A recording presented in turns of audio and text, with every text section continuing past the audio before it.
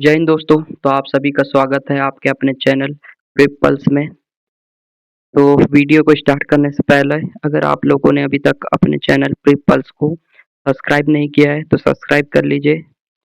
तो हम इस सीरीज में आरआरबी, एनटीपीसी और ग्रुप डी से रिलेटेड जो जीके के प्रीवियस ईयर क्वेश्चन है और उससे रिलेटेड कुछ जो एक्सपेक्टेड क्वेश्चन हो सकते हैं उसकी एक सीरीज चला रहे हैं, जिसकी ये क्लास नंबर 5 है। इससे पहले हम 4 क्लास पूरी तरह से अच्छे एक्सप्लेनेशन के साथ कंप्लीट कर चुके हैं।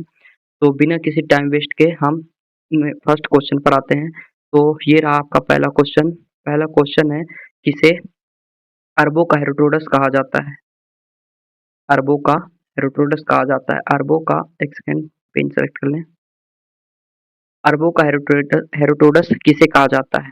तो इसका जो राइट आंसर होगा वो होता है अल मसूदी। अल मसूदी को अरबों का हेरोडोटस कहा जाता है। अल मसूदी जो कि 916 से 917 ईस्वी के मध्य में भारत में यात्रा के लिए आया था, को उसके ऐतिहासिक और जो भौगोलिक विवरण किया उसने, उस कारण से उसे अरबों का हेरोडोटस भी कहा जाता है। अल मसूदी ने जो यात्रा की उसका वर्णन अपनी रचना अखबार अल जमान में किया, जो कि उसकी एक प्रसिद्ध किताब में से एक है, अखबार अल जमान। इसको डिटेल में समझ लेते हैं। तो इसका उपनाम था अरबों का हेरोडोटस। क्यों? क्योंकि ऐतिहासिक और भौगोलिक विवरण के कारण इसको अरबों का हेरोडोटस कहा जाता है। इसका जो काल हुआ ये 10वीं शताब्दी के मध्य इसका विवरण ज़्यादा मिलता है। इसकी प्रसिद्ध किताब अखबार अल जमान है। इसकी भारत यात्रा की बात करें तो जब भारत में राष्ट्रकूट वंश या शासकों का साम्राज्य था, उस समय इसका भारत में प्रवेश किया और भारत भ्रमण किया था, जो कि 915 से लेके 917 18 सॉरी 16-17 ईस्वी 16-17 ईस्वी के मध्य में भारत यात्रा की थी। नेक्स्ट क्वेश्चन है, प्रथम चीनी यात्री फाहियान किस गुप्त शासक के समय भारत आया था? ये जो आपको इमेज में दिख रहा है ये चीनी यात्री फाहियान है। और ऑप्शन है आपके, option A Samudragupta, option B Skandagupta, option C Chandragupta द्वितीय और चंद्रगुप्त, ऑप्शन सी चंद्रगुप्त प्रथम, ऑप्शन डी चंद्रगुप्त द्वितीय। तो इसका जो राइट आंसर होगा वो होगा आपका ऑप्शन नंबर डी, चंद्रगुप्त द्वितीय। फाहियान 399 ईस्वी में चंद्रगुप्त द्वितीय, जिनकी उपाधि है विक्रमादित्य की उपाधि धारण की थी। तो यहाँ से भी क्वेश्चन बन सकता है कि किस गुप्त शासक ने विक्रमादित्य की उपाधि धारण की थी? तो इसका राइट आंसर होगा चंद्रगुप्त द्वितीय। चंद्रगुप्त द्वितीय ने विक्रमादित्य की उपाधि धारण की थी और इन्हीं के शासन काल में फाहियान भारत आया था। फाहियान ने अपने भारत भ्रमण के अनुभव को ओक्यूकी, जो कि उसकी किताब है, उसमें संकलित किया था। फाहियान की बात करें तो चीनी यात्रियों की अगर हम बात करें भारत में आगमन की, तो पहले चीनी यात्री हुए फाहियान, जो कि चंद्रगुप्त द्वितीय गुप्त शासक के समय में आए थे। उसके बाद हुए हेनसोंग, ये भी एक चीनी यात्री थे, जो कि वर्धन वंश के एक प्रतापी शासक हर्षवर्धन, जिन्होंने पुलकेशिन द्वितीय से भी युद्ध लड़ा था, उनके समय में भारत में आए थे। ये फाहियान के बाद आने वाले चीनी यात्री थे। तो इसको अच्छे एक्सप्लेनेशन के साथ समझ लेते हैं। तो हम यहाँ फाहियान की बात कर रहे हैं। फाहियान के परिचय की बात करें तो फाहियान भारत में आने वाला पहला चीनी बौद्ध भिक्षु यात्री था, जो कि अपने भारत भ्रमण और बौद्ध धर्म की तीर्थ स्थलों और उसके दर्शन के लिए भारत में आया था। इसके आगमन काल की बात करें तो ये 1399 ईस्वी से 1414 ईस्वी के मध्य अर्थात 5वीं शताब्दी में इसने भारत में आगमन किया था और भ्रमण किया था। तत्कालीन शासकों की बात करें तो फाहियान के आगमन के समय गुप्त शासक सम्राट चंद्रगुप्त द्वितीय, जिन्होंने विक्रमादित्य की उपाधि धारण की थी, का शासन काल था। प्रसिद्ध किताब की बात करें तो फाहियान की प्रसिद्ध किताब फो क्यू की है, जिसका अर्थ है, तो अगर डिटेल में क्वेश्चन बने तो ये पूछ सकता है कि फाहियान की किताब फो क्यू की का अर्थ क्या है? तो इसकी अर्थ है राज्यों का विवरण बुद्ध राज्यों का विवरण। भारत में आने का उद्देश्य क्या था? तो बौद्ध धर्म के पवित्र ग्रंथों की खोज करना, बौद्ध तीर्थ स्थलों के दर्शन करना इसका मुख्य उद्देश्य था। इसकी यात्रा मार्ग की बात करें तो फाहियान जो है भारत में प्रवेश तो इसने लैंड रूट मतलब स्थल मार्ग से किया था, परंतु जब ये वापस लौटा चाइना के लिए तो समुद्र मार्ग मतलब सी रूट से वापस लौटा था। नेक्स्ट क्वेश्चन है आपका 1780 मतलब 1780 और 81 के मध्य जो बनारस विद्रोह हुआ इसका नेतृत्व किसने किया था? तो बनारस विद्रोह अंग्रेज और उस समय के बनारस के राजा राजा चेत सिंह के मध्य हुआ था। बनारस विद्रोह राजा चेत सिंह ने अंग्रेज के खिलाफ किया था। बनारस विद्रोह के समय British governor general Warren Hastings थे। तो जब बनारस विद्रोह 1780 और 81 में हुआ उस समय ईस्ट इंडिया कंपनी के जो गवर्नर जनरल थे वो वॉरिंग हेस्टिंग थे। तो बनारस विद्रोह का जो शासन काल हुआ 1780 से 81 ईस्वी के मध्य हुआ। इसका नेतृत्व बनारस के राजा चेत सिंह ने किया और अंग्रेज की तरफ से नेतृत्व किया वॉरिंग हेस्टिंग ने। इसका जो इस विद्रोह का जो कारण था वो क्या था? तो इसको ध्यान से देखिए। वॉरिंग हेस्टिंग द्वारा राजा चेत सिंह पर अत्यधिक युद्ध कर मतलब जो वॉर सब्सिडी थी राजा चेत सिंह पर वो ईस्ट इंडिया कंपनी द्वारा अधिक लगाई गई और घुड़सवार सेना देने का अनुचित दबाव डाला गया किस पर? राजा चेत सिंह पर, जिसके कारण से बनारस विद्रोह हुआ। नेक्स्ट क्वेश्चन है किसे दक्षिण का टोडरमल कहा जाता है? Option A Malik Kafur, option B Aurangzeb, option B Murshid Quli Khan, option C Murshid Quli Khan, option D Sajudulla Khan. तो इसका जो राइट आंसर है ऑप्शन सी मुर्शिद कुली खान। मुर्शिद कुली खान का उपनाम है दक्षिण का टोडरमल। इसे दक्षिण का टोडरमल का क्यों कहा जाता है? जिस प्रकार मुगल काल के दौरान टोडरमल ने भूराजस्व व्यवस्था को सही करने के लिए अकबर के शासनकाल में कार्य किया था, ठीक उसी प्रकार दक्षिण की ओर भूराजस्व प्रणाली के लिए कार्य किसने किया? मुर्शिद कुली खान ने। इसीलिए इन्हें दक्षिण का टोडरमल कहा जाता है। पद की बात करें तो मुगल सम्राटों द्वारा बंगाल में स्वतंत्र रूप से नियुक्त अंतिम सूबेदार थे, क्योंकि जब मुगलों का पतन या मुगल कमजोर हुए तो मुर्शिद कुली खान ने अपने आप को बंगाल में स्वतंत्र घोषित कर दिया था। इसी कारण से ये मुगल द्वारा नियुक्त अंतिम सूबेदार बना।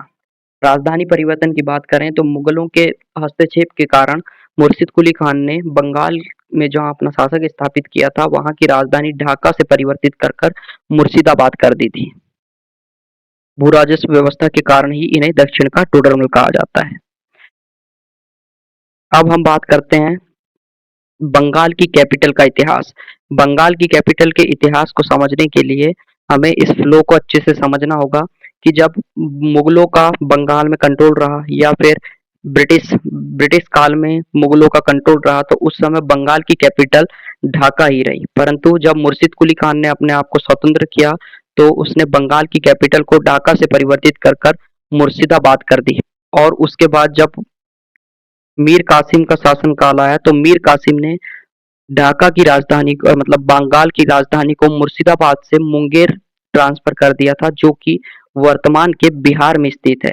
ये जो उस समय मुंगेर था ये वर्तमान के बिहार में लोकेटेड है। तो ये रहा आपका बंगाल की कैपिटल का इतिहास। नेक्स्ट क्वेश्चन है पांड्य साम्राज्य की राजधानी मदुरई किस नदी के तट पर स्थित है? मदुरई। तो मदुरई जो है ये वेगई नदी के तट पर स्थित है। साउथ में जो साम्राज्य हुए उनकी कैपिटल उससे रिलेटेड जो फैक्ट है उनको हम अच्छे से समझ लेते हैं।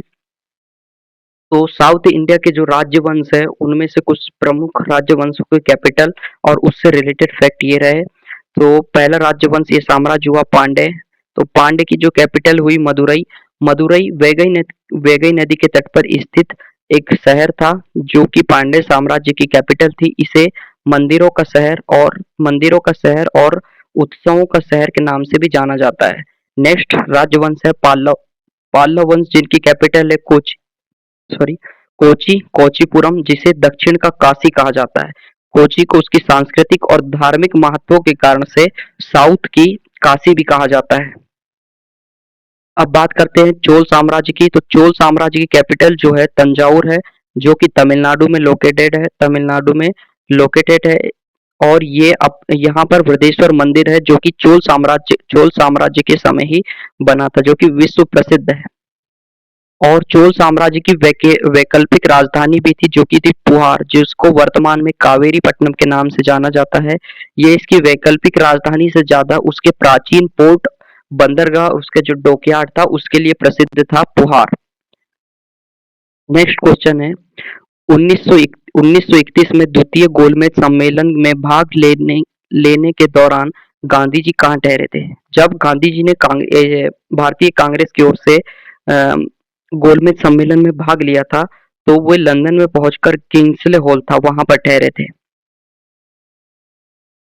एकमात्र गोलमेज सम्मेलन था जिसमें भारतीय राष्ट्रीय कांग्रेस और महात्मा गांधी ने भाग लिया था, मतलब राष्ट्रीय कांग्रेस की ओर से महात्मा गांधी ने भाग लिया था और महात्मा गांधी एसएस राजपूताना जहाज से लंदन गए थे। जब वो पूछ सकता है कि गांधी जी लंदन में कहाँ पर ठहरे थे, किस भवन में, तो ये भी पूछ सकता है कि वो किस जहाज से गए थे, इसलिए मैंने इसे यहाँ पर ऐड कर दिया। और ये पूछ सकता है नहीं, पूछा हुआ है। एसएससी के एग्जाम हो गए आपके, रेलवे के एग्जाम में भी पूछा हुआ है कि गांधी जी गोलमेज सम्मेलन में भाग लेने के लिए किस जहाज से गए थे, तो किस जहाज से गए थे? एसएस राजपूताना जहाज। अंबेडकर पृथक और पृथक निर्वाचन। भीमराव अंबेडकर एक ऐसे व्यक्ति हैं जो कि जितने भी गोलमेज सम्मेलन हुए उन्होंने सभी में भाग लेने वाले व्यक्ति डॉक्टर भीमराव अंबेडकर जी हैं। ने दलितों के नेतृत्व के लिए पृथक निर्वाचन मंडल की मांग रखी थी, सेपरेट इलेक्शन इलेक्टोरल की मांग रखने वाले थे भीमराव अंबेडकर दलित वर्ग के लिए। और इसका कड़ा विद्रोह किया था गांधी जी ने, और इनके असहयोग को देखकर और ये फूट को देखकर उस समय के ब्रिटिश प्रधानमंत्री रेमस रेमस मैकडॉनल्ड समझ गए थे कि भारत में एकजुटता की कमी है, यहाँ पर आसानी से फूट डाला जा सकता है। इसी कारण से उन्होंने 1932 में सांप्रदायिक प्रचांड की की घोषणा कर दी थी। नेक्स्ट क्वेश्चन है संविधान का कौन सा आर्टिकल अनुच्छेद राष्ट्रपति के अध्यादेश मतलब प्रेसिडेंट ऑर्डिनेंस जारी करने की शक्ति प्रदान करता है? तो इसका राइट आंसर है option number B, article 123। Article 123 के अंतर्गत राष्ट्रपति के पास ये शक्ति होती है कि जब संसद के दोनों सदन मतलब लोअर हाउस और अपर हाउस सत्र में ना हो, तो उस समय राष्ट्रपति अगर कोई ऐसी परिस्थिति आ गई कि तत्काल कोई कार्रवाई करना हो या कानून बनाना हो, तो राष्ट्रपति आर्टिकल 223 के तहत अध्यादेश जारी कर कर उस विषय पे कानून बना सकता है। इसका प्रभाव क्या होता है? अध्यादेश वही बल और प्रभाव होता है, मतलब अध्यादेश में वही शक्ति और पावर होती है जो कि किसी सदन मतलब किसी जो संसद के अपर हाउस या लोअर हाउस से पास कानून के पास होती है।